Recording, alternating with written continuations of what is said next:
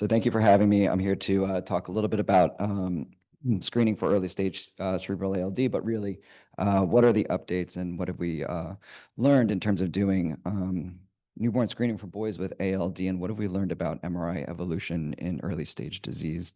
So some disclaimers. And so we're going to talk about a few things: MRI surveillance, like I said, what we've sort of learned about early stage lesion development and how that affects timing and treatment, and then some work we're doing in untreated natural history of early stage cerebral ALD, and updates on new consensus guideline development. So MRI surveillance, we think about a real world example. This is a patient who's 5 years old, now almost 6, and he came to my clinic with this MRI, and there's other parts of his brain are affected. I'm just showing the lesion in the splenium, and he's symptomatic. He was identified. He was not identified on newborn screening. Excuse me. He was identified on newborn screening, lost to follow-up, and his initial lesion was missed. But for those of us in the room who see this disease quite often, you can see in the midline of the splenium of the corpus callosum, there's this blush of T2 hyperintensity. So this is the youngest patient I've ever seen with the splenial lesion, but clearly patients can develop disease under the age of 3. And this is just the one case this is the only case I've seen. So we wrote a paper back when I was a postdoc describing MRI brain lesions in asymptomatic boys with X-linked ALD. And this is what we're looking for on newborn screening, these small T2 hyperintensities. I don't know if you can see if I can put the pointer over there. Maybe. All right. This is really hard to do from this angle, but you can see these tiny in the cross section of the splenium of the corpus callosum. This tiny T2 hyperintensity here. We can also see it develop 20% of the time in the genu of the corpus callosum. We're looking for these small subtle changes, and then also in the internal capsules of the brainstem, which happens, at least in children, we think less often. So here's what we know about transplant outcomes for those patients who undergo stem cell transplant. When they are symptomatic, they'll survive, but accumulate significant neurological deficits versus the survivor curve over on the right. If you transplant a patient who is pre-symptomatic with a lesion, it'll survive and neurological outcomes will be better. So conceptually, how do we monitor for the onset of cerebral ALD? There's newborn screening. At some point, there is in 40% of the boys of whom we can't predict who is going to get disease, based on the clinical data that we have to date. And then some point later, they develop symptoms. So you get this pre-symptomatic window. Here's the symptomatic time period after symptom onset. And this is what we know about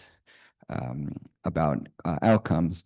So essentially, MRI screening is taking a series of MR images early on to essentially capture a lesion and then get patients to transplant so that they have these outcomes.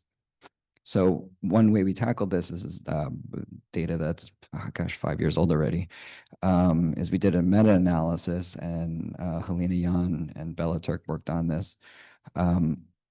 And we said, well, what's the age of diagnosis? So we went back into the literature, looked at over 1,000 cases, and then pulled 349 individual cases. 90% of childhood cerebral ALD is diagnosed between the ages of 3 and 12, which we sort of knew, but it helped inform how we do MRI surveillance. So 3 to 12 years old, we're essentially recommending, at least at that time, contrast-enhanced MRI with some modifications if you're at a center that's good at it. But essentially, it's an MRI every 6 months beginning at the age of 3. There was an international effort that was put together by Dr. Mark Engelen at Amsterdam, where he developed a consensus protocol and project for the management of all the phenotypes associated with ALD. But that top row, looking at patients between the ages of 2 and 12 doing an MRI every 6 months. And I'm going to come back to this in a second.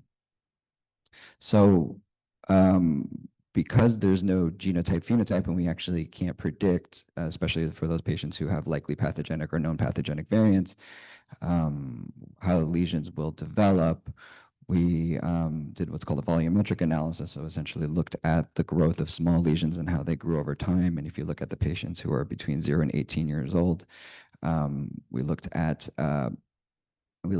just the raw volumes and then the fold change over time. The takeaway from this slide is lesions sort of grow in this exponential pattern. So they'll start kind of slow and then they'll grow faster and faster. And what I want to point out about this data is that these lesions are tiny. They're the size of a pea. I don't know that I put the equation in here, but part of that exponential growth is because the lesion is growing in 3 dimensions. It essentially grows like a sphere or a spheroid. And if everyone remembers high school geometry, the factor of that is to the 3rd power. So that's where you get kind of some of this exponential growth.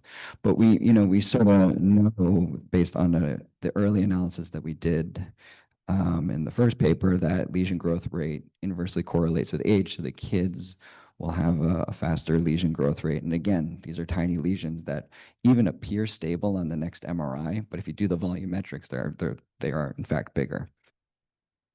And so we repeated this with a lot more cases and we see the same inverse correlation.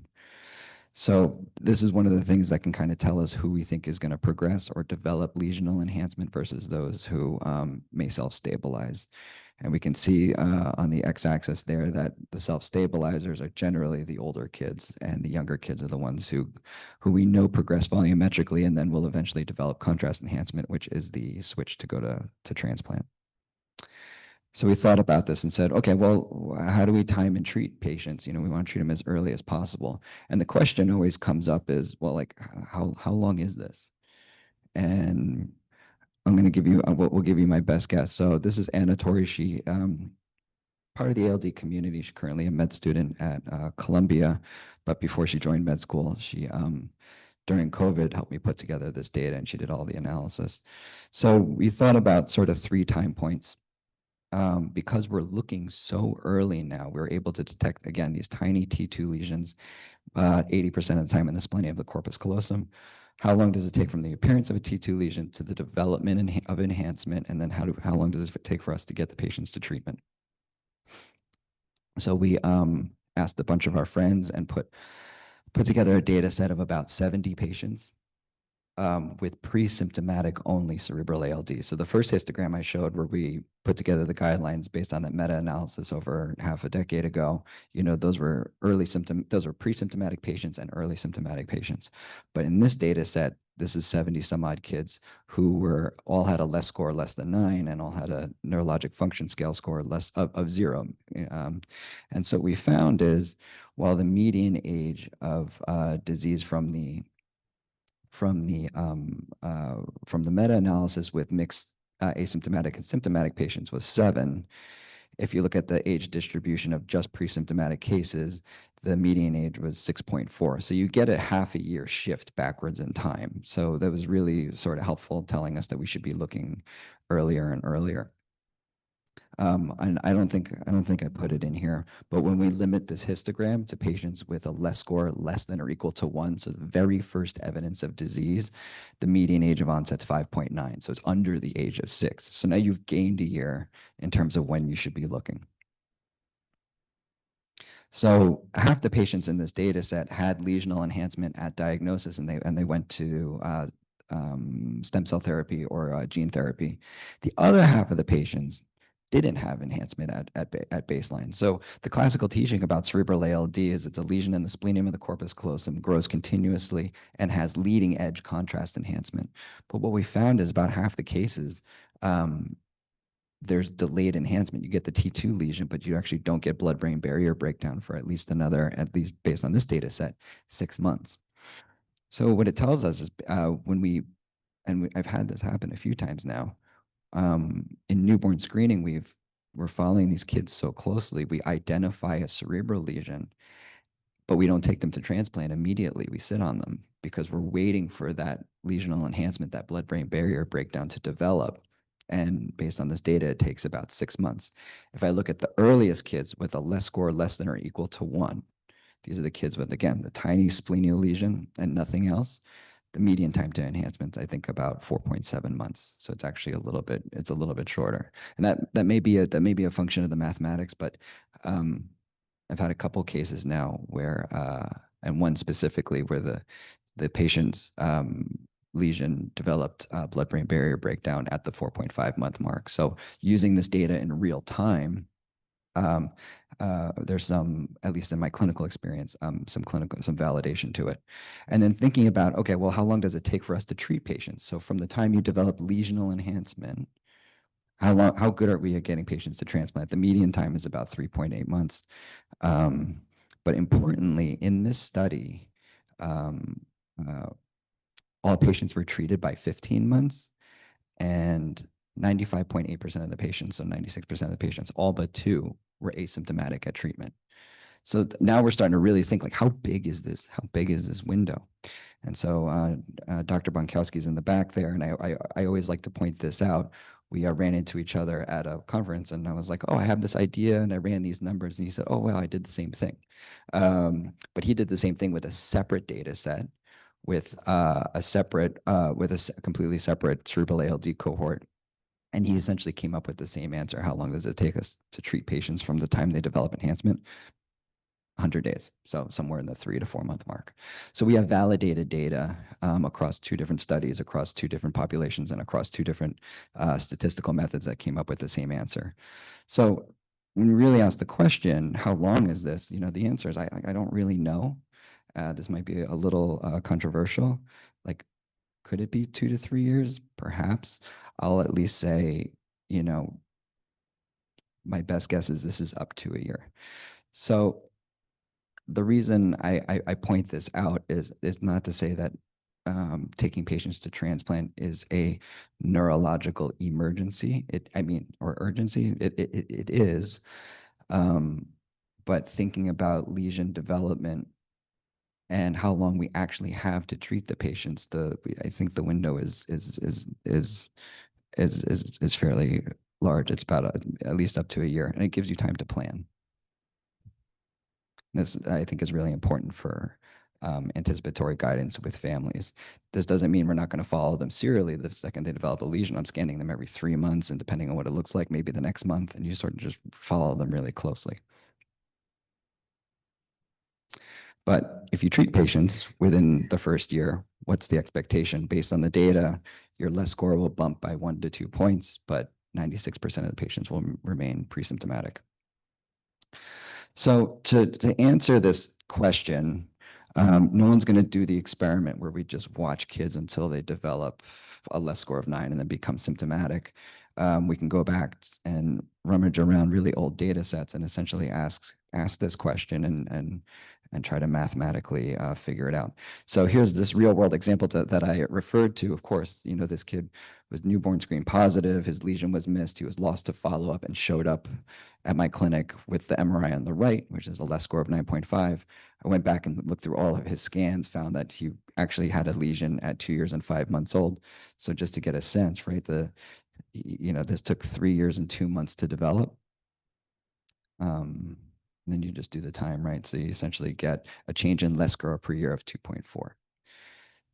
So we're working on this at KKI and looking at patients with a minimum of 2 MRIs from 0 to 12 years old with an initial less score of 0.5 to 9 who were lost to follow-up or were part of a cohort before stem cell transplant was available, or who come from parts of the world where stem cell transplant isn't available, to try to get a sense of what the real untreated natural history of childhood cerebral ALD looks like.